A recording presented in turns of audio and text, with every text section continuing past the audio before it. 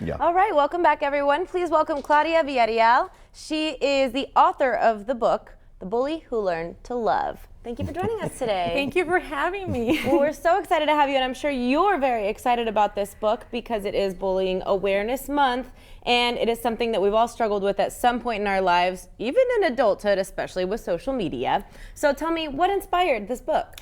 Well, actually, I was a special education teacher, and I would have story time for the kids. And every story I read, I would see their eyes light up. And you know, it was such an amazing experience to read them new and different stories. So one day I got this idea, started writing it down, and I just wanted to share this message, you know, just take it to kids everywhere. So that's what basically inspired the book. So Beautiful, and you can tell you're so passionate about it. How do you define bullying? When does a parent know that, oh, they were picking on him, but now it's really beginning to get to the child's, psyche? I mean, where's the line? Is there a line? Well, there are three types. Going back to the first question, there are three types of bullying. There's verbal bullying, which is anything you say with words. There's physical bullying. Mean and nasty. Right, mean and nasty. I mean, anything that you say towards their character, their physical appearance, their beliefs, that's the verbal bullying. Physical bullying, of course, is pushing, pulling, Like I hitting. bullied you at the top of the show. Yes, hitting people. And now something new that wasn't around when I was a young, when I was a student is a social bullying. Like you said, you mentioned before, there's social bullying now, which is how happy they are. Oh yes, we're taking the anti-bullying pledge there. So. I love it. You even have your character in costume. That's amazing. I do. It's Buddy the Bully, because he starts off as a bully, but he ends up being a buddy. So we talk about, being a buddy instead of a bully, and that's what they're doing. They're taking the pledge against bullying. It's a PACER, National Bullying Organization pledge. So. I love it. And so you've been all around reading this book with children. Yes. Well, I started 2 weeks ago, but I am booked up for, throughout the year, throughout the school year, mostly in South Texas, but I have done up to College Station, Houston, and I'm taking this message to the schools, so against bullying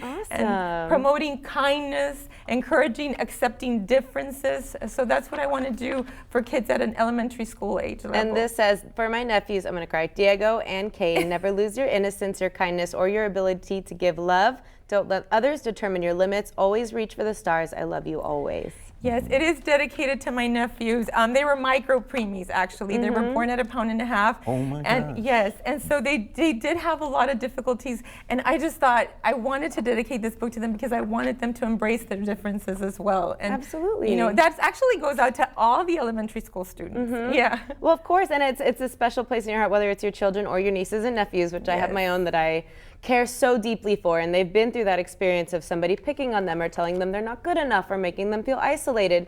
And it's a terrible feeling, but as I mentioned, it's something we've all been through. So it's great when you are in a position to tell them how to cope with it. But something like this that's in their language is wonderful. Yes, and you want to start out at this book is actually geared towards the ages of 4 to 10. I purposely did it that way because you want to catch them at a young age. Most people form their personalities by the age of 7 and 8. So I wanted to introduce it at a younger age so that they don't become adults who become bullies. Yes, because we already got habits as adults, right, that we can't break, unfortunately.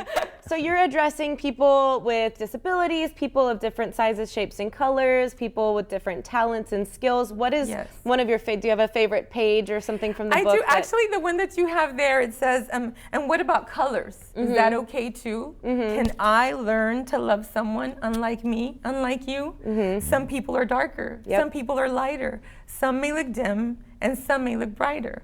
So, I mean, it addresses everything, like you said, different religions, different sizes, different shapes, different colors, different races, different beliefs, different opinions, which is something that, social media, we all have different opinions. So and different energies as well, because, maybe there is a kid who seems like he's bummed out all the time, but that's the one that needs your help and love and friendship the most. Yes. So keep your eyes out for Claudia's book. Where will you be reading this locally? Actually, locally, I just got into contact with CCISD, so hopefully I'll be here. But I will be at the South Texas Book Festival November the 10th, and throughout the South Texas schools. So Wonderful. And where can we get this online? you can get it at juststopthebullying.com, dreamstarpublications.com, and Amazon. So. Amazing. Well, thank you so much, Claudia, Thank you for for making the having book me. we all want our children to have. Thank and you. congratulations on your success. Thank It's you. National Bullying Prevention Awareness Month, and when we come back, Jocelyn and I will be sharing a few stories of our experiences with bullying and how we coped. Stick around. We'll be right back on Coastal Living.